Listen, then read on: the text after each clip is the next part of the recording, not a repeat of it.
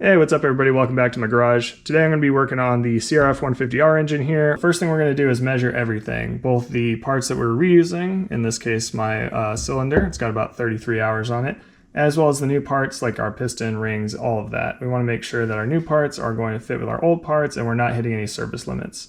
I highly recommend grabbing yourself a service manual. It's got all of the details for limits on where you should reuse parts, where you shouldn't, what the gap should be, what the tolerances should be. And I have them all written down here just for a quick glance. So as I'm measuring, I'll just jot that stuff down.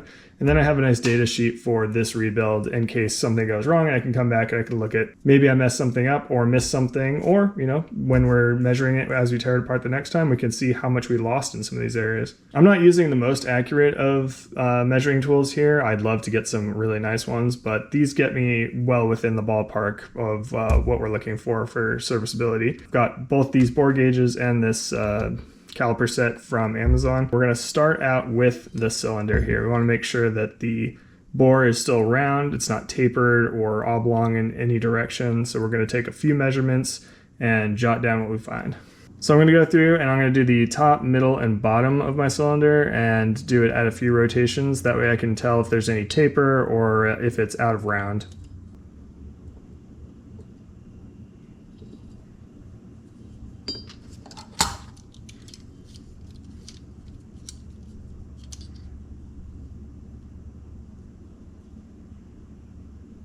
All right, so right about at 65.98, 65.97 on that second measurement. Now let's go to the middle. There's 65.97 and down at the bottom of the bore. And right around 65.98 on the bottom. So you have a 0.01 millimeter difference between the middle and the bottom, as well as one of the readings on the top. So I took like probably 4 or 5 around each and then just got the average of them. Most of them are 65.98 and service limit is 66.04, so well within that. And then for taper, it's 0.01 difference between them, and we are also within that. So we've got a nice new OEM piston here, and we're going to measure the diameter. And we're going to do that about 5 millimeters from the bottom of the skirt across here.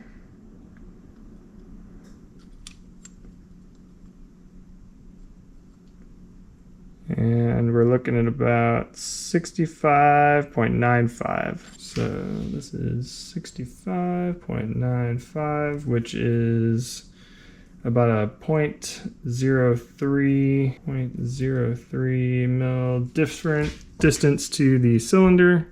And the service limit is 0.07, so we're good there. Next, we're going to take a look at the wrist pin bores on each side and measure those out.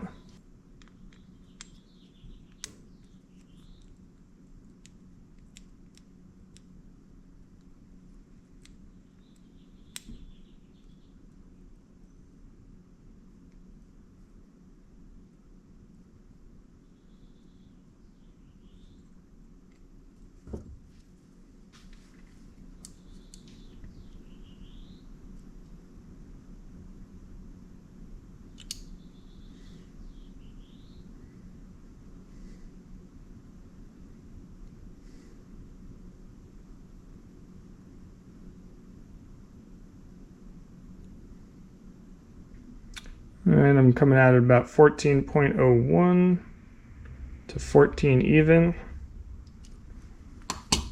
Measure both sides. And again, 14.01. This is kind of like right at the edge of where my tools are remotely accurate. And now we measure the wrist pin. Let's say that's a solid 14. 14.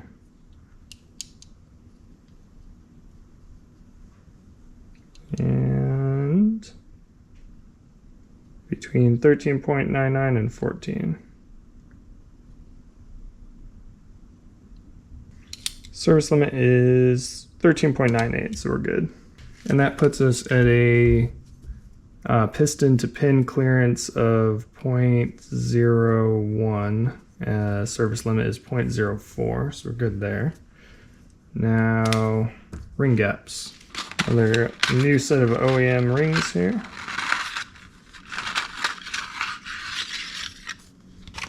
So we have the oil rings and then the top ring. The top ring should be marked. So on the top ring, there's a tiny little marking. On this, it says 1R, and that goes up. So this will be mounted up on the piston here. Okay, now I'm going to measure the ring gap.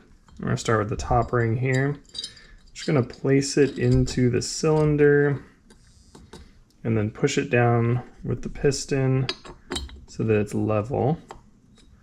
Get to like just the bottom here.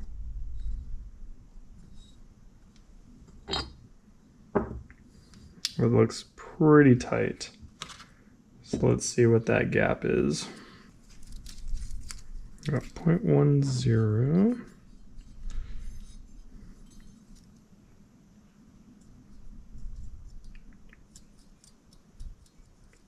.10 fits.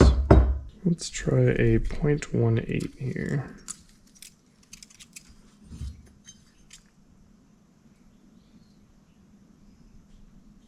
Oh, 0.18 is probably about perfect. It's got a nice drag on it. So 0.18 on the top piston ring. So we have a 0.18. Service limit is 0.34. I want to check what the bottom limit is because this seems very tight. Okay, so the top piston ring should be 0.10 to 0.20. We're at 0.18, so we're at perfect gap there for the top ring. And now let's check our oil rings.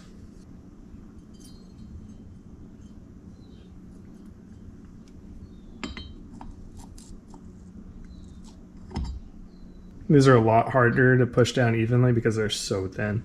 Piston ring end gap should be 0.2 to 0.7. So let's go on the big side. We go closer to 0.7, 0.65.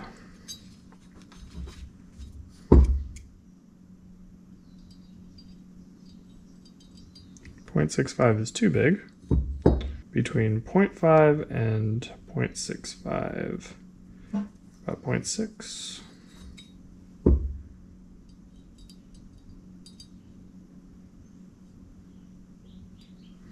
.6 is a tight fit, so I think 5.5. 5.5 might be the ticket here.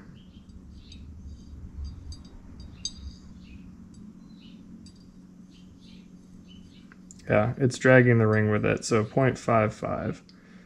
So first oil ring, 0.55. Yep, 0.55 is dragging the rings as well. So I think that is solid on, ooh, that's a little tighter. So this one might actually be a little under 0.55. Still within spec, so that's good. Let's just check and see what the next lower is on my feeler gauge here. 0.50, and let's see if we have a 0.50 there. Okay, it's between 0.55 and 0.50. And that one I'm going to put on the top. So we have a little bit tighter tolerance on the top stack. Okay, so now I'm going to put the top ring onto the piston, and we need to measure the gap between the ringland and the ring itself. Make sure it's in the right orientation. And roll it in there. Okay. So 0.2 is the absolute service limit. That doesn't go in there at all, which is good. Okay. So I can just barely fit a 0.03 between the ringland and the ring, and make sure that the ring is seated down in there. I had it previously where it was up like this, and because the feeler gauges are thin enough, they kind of get it at an angle. So make sure that the ring is down when you're measuring this gap. 0.02 to 0.05 millimeters is the recommended spec.